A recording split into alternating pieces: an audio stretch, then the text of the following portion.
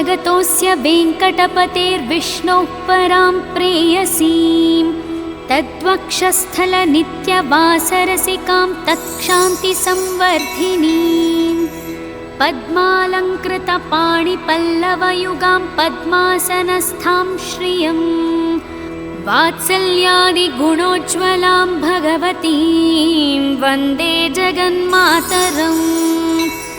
श्रीमन्कृपाजलनिधे कृतसर्वलोकसर्वज्ञशक्तनतवत्सल सर्वशेषिं स्वामिन् सुशीलसुलभाश्रितपारिजाता श्रीवेङ्कटेशचरणौ शरणं प्रपद्ये।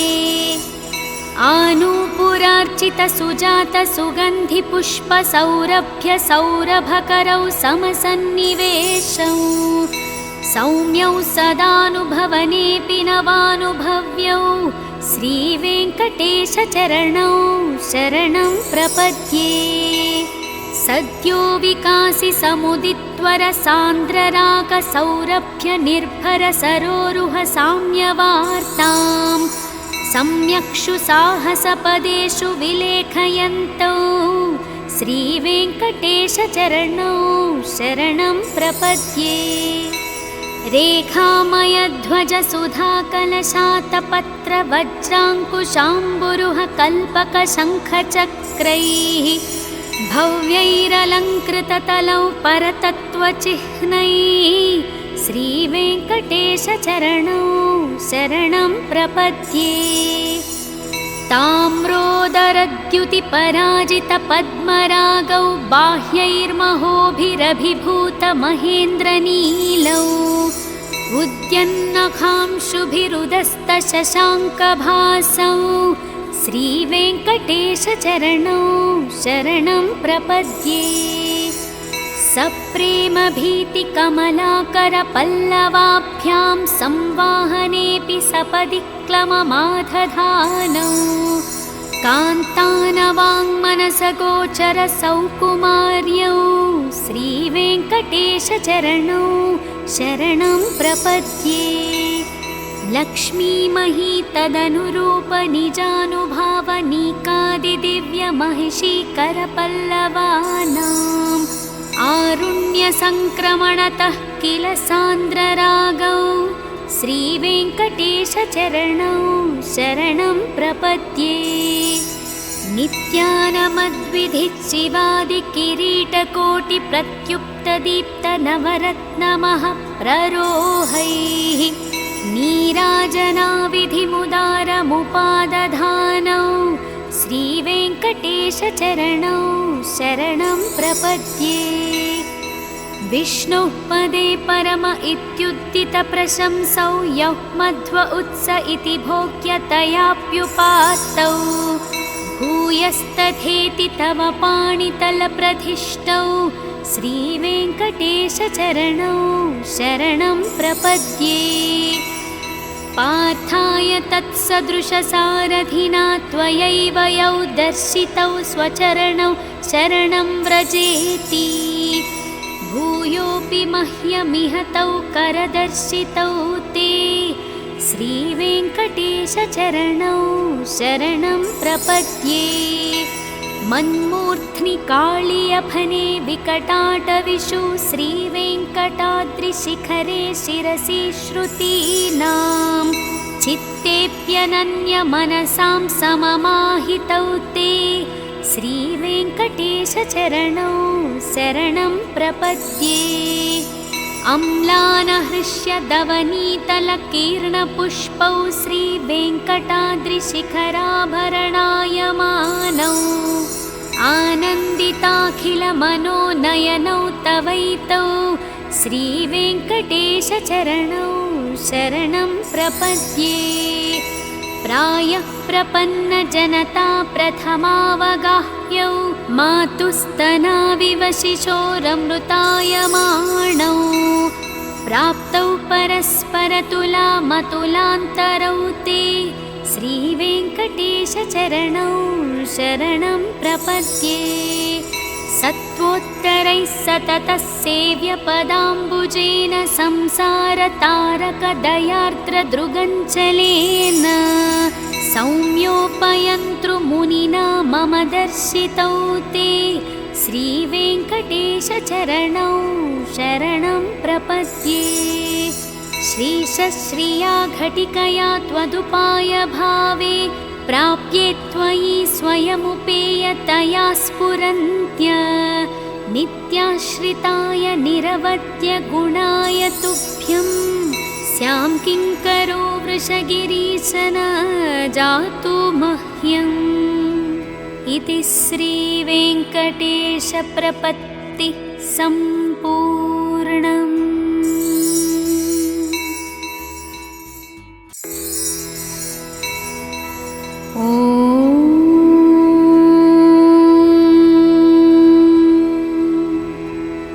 ईशानां जगतोऽस्य वेङ्कटपतेर्विष्णोः परां प्रेयसीं तद्वक्षस्थलनित्यवासरसिकां तत्क्षान्तिसंवर्धिनीं पद्मालङ्कृतपाणिपल्लवयुगां पद्मासनस्थां श्रियं वात्सल्यादिगुणोज्ज्वलां भगवतीं वन्दे जगन्मातरम्।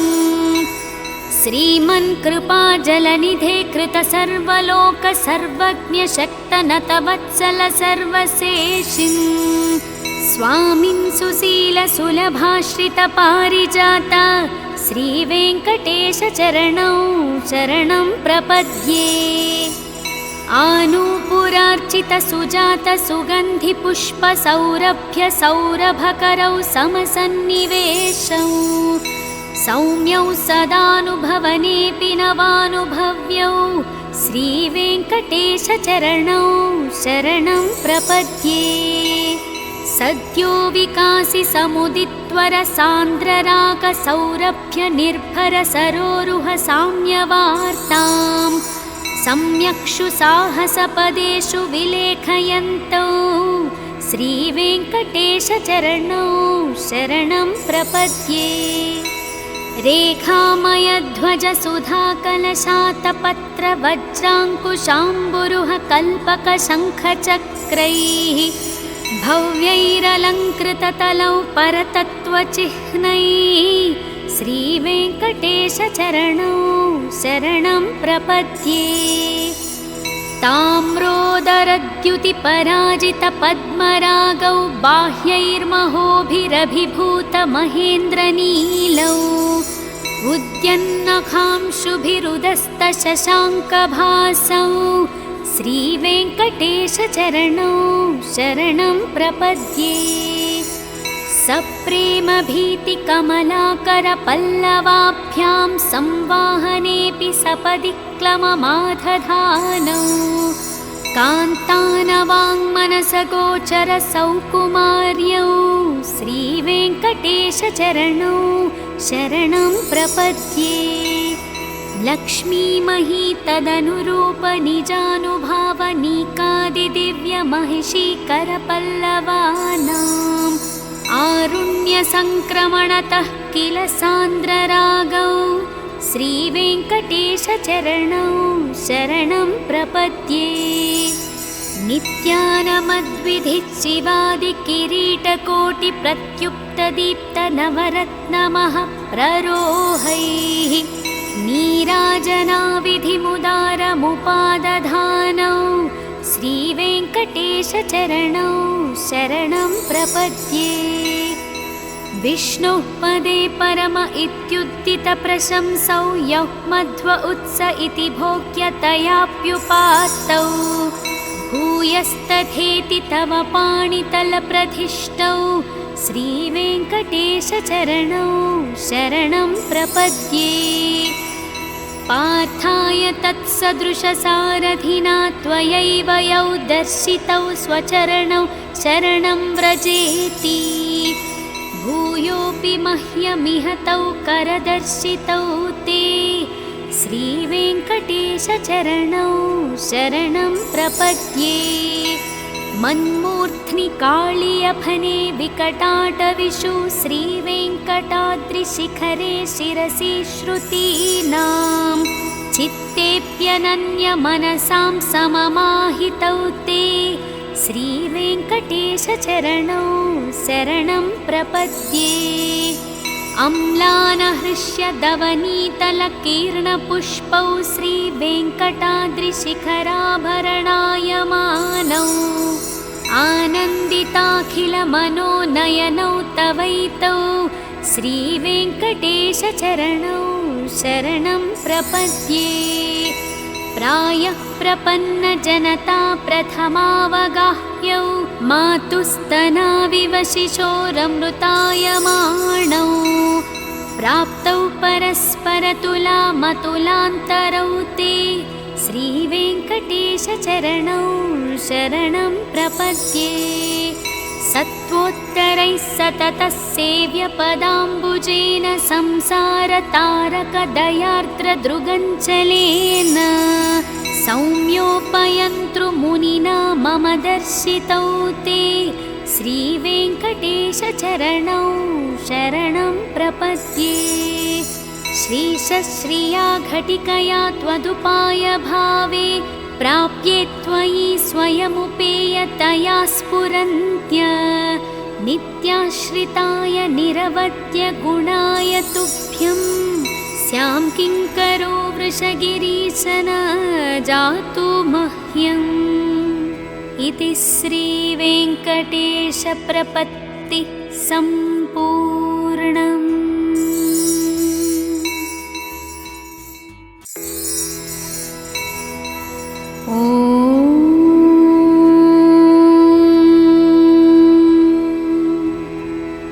ईशानां जगतोऽस्य वेङ्कटपतेर्विष्णोः परां प्रेयसीं तद्वक्षस्थलनित्यवासरसिकां तत्क्षान्तिसंवर्धिनीं पद्मालङ्कृतपाणिपल्लवयुगां पद्मासनस्थां श्रियं वात्सल्यादिगुणोज्ज्वलां भगवतीं वन्दे जगन्मातरम्। श्रीमन्कृपाजलनिधे कृतसर्वलोकसर्वज्ञशक्तनतवत्सल सर्वशेषिं स्वामिन् सुशीलसुलभाश्रितपारिजाता श्रीवेङ्कटेशचरणौ शरणं प्रपद्ये। आनूपुरार्चितसुजातसुगन्धिपुष्पसौरभ्यसौरभकरौ समसन्निवेशौ सौम्यौ सदानुभवनेऽपि नवानुभव्यौ श्रीवेङ्कटेशचरणौ शरणं प्रपद्ये। सद्यो विकासि समुदित्वरसान्द्ररागसौरभ्यनिर्भरसरोरुह साम्यवार्तां सम्यक्षु साहसपदेषु विलेखयन्तौ श्रीवेङ्कटेशचरणौ शरणं प्रपद्ये। रेखामयध्वजसुधाकलशातपत्रवज्राङ्कुशाम्बुरुह कल्पकशङ्खचक्रैः भव्यैरलङ्कृततलौ परतत्त्वचिह्नैः श्रीवेङ्कटेशचरणौ शरणं प्रपद्ये। ताम्रोदरद्युतिपराजितपद्मरागौ बाह्यैर्महोभिरभिभूतमहेन्द्रनीलौ उद्यन्नखांशुभिरुदस्तशशाङ्कभासौ श्रीवेङ्कटेशचरणौ शरणं प्रपद्ये। सप्रेमभीतिकमलाकरपल्लवाभ्यां संवाहनेऽपि सपदि क्लममाधधानौ कान्तानवाङ्मनसगोचरसौकुमार्यौ श्रीवेङ्कटेशचरणौ शरणं प्रपद्ये। लक्ष्मीमही तदनुरूपनिजानुभावनीकादिदिव्यमहिषीकरपल्लवानाम् आरुण्यसङ्क्रमणतः किल सान्द्ररागौ श्रीवेङ्कटेशचरणौ शरणं प्रपद्ये। नित्यानमद्विधिच्चिवादिकिरीटकोटिप्रत्युक्तदीप्तनवरत्नमः प्ररोहैः नीराजनाविधिमुदारमुपादधानौ श्रीवेङ्कटेशचरणौ शरणं प्रपद्ये। विष्णुः पदे परम इत्युत्थितप्रशंसौ यः मध्व उत्स इति भोग्यतयाप्युपात्तौ भूयस्तथेति तव पाणितलप्रधिष्ठौ श्रीवेङ्कटेशचरणौ शरणं प्रपद्ये। पार्थाय तत्सदृशसारथिना त्वयैव यौ दर्शितौ स्वचरणौ शरणं व्रजेति। भूयोऽपि मह्यमिह तौ करदर्शितौ ते श्रीवेङ्कटेशचरणौ शरणं प्रपद्ये। मन्मूर्ध्नि काळियफने विकटाटविषु श्रीवेङ्कटाद्रिशिखरे शिरसि श्रुतीनां चित्तेऽप्यनन्यमनसां सममाहितौ ते श्रीवेङ्कटेशचरणौ शरणं प्रपद्ये।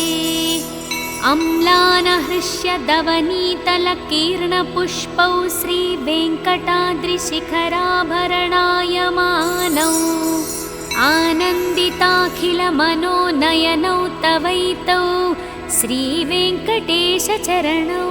शरणं प्रपद्ये। प्रायः प्रपन्नजनता प्रथमावगाह्यौ मातुस्तनाविव शिशोरमृतायमाणौ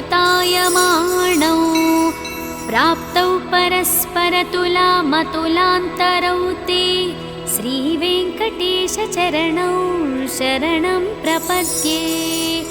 सत्त्वोत्तरैः सततः सेव्यपदाम्बुजेन संसारतारकदयार्द्रदृगञ्चलेन सौम्योपयन्तृमुनिना मम दर्शितौ ते श्रीवेङ्कटेशचरणौ शरणं प्रपद्ये। श्रीशश्रिया घटिकया त्वदुपायभावे प्राप्ये त्वयि स्वयमुपेयतया स्फुरन्त्य नित्याश्रिताय निरवद्यगुणाय तुभ्यं स्यां किङ्करो वृषगिरीश न जातु मह्यम्। इति श्रीवेङ्कटेशप्रपत्ति सम्पूर्णम्।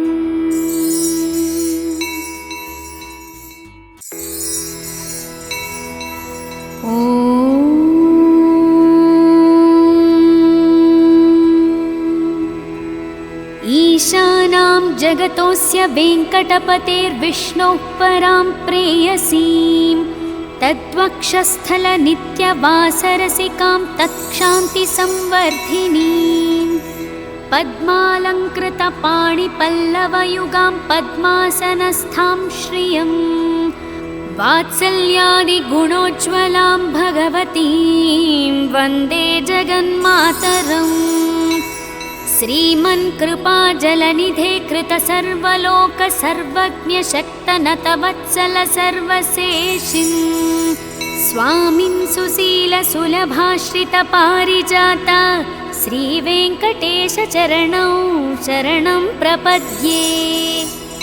आनूपुरार्चितसुजातसुगन्धिपुष्पसौरभ्यसौरभकरौ समसन्निवेशौ सौम्यौ सदानुभवनेऽपि नवानुभव्यौ श्रीवेङ्कटेशचरणौ शरणं प्रपद्ये।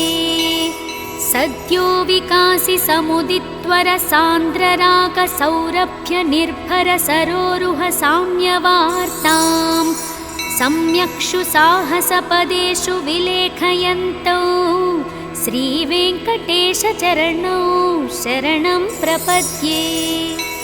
रेखामयध्वजसुधाकलशातपत्रवज्राङ्कुशाम्बुरुह कल्पकशङ्खचक्रैः भव्यैरलङ्कृततलौ परतत्त्वचिह्नैः श्रीवेङ्कटेशचरणौ शरणं प्रपद्ये।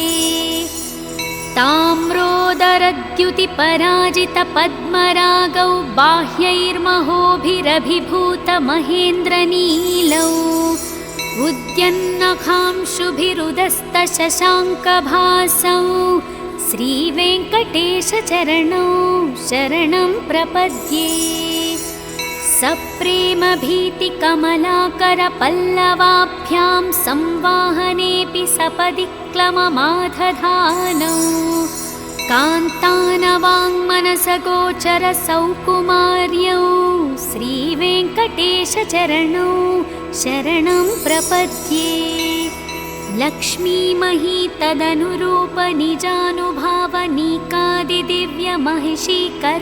तदनुरूपनिजानुभावनीकादिदिव्यमहिषीकरपल्लवानाम् आरुण्यसङ्क्रमणतः किल सान्द्ररागौ श्रीवेङ्कटेशचरणौ शरणं प्रपद्ये नित्यानमद्विधिच्चिवादिकिरीटकोटिप्रत्युक्तदीप्तनवरत्नमः प्ररोहैः नीराजनाविधिमुदारमुपादधानौ श्रीवेङ्कटेशचरणौ शरणं प्रपद्ये विष्णुः पदे परम इत्युत्थितप्रशंसौ यः मध्व उत्स इति भोग्यतयाप्युपात्तौ भूयस्तथेति तव पाणितलप्रधिष्ठौ श्रीवेङ्कटेशचरणौ शरणं प्रपद्ये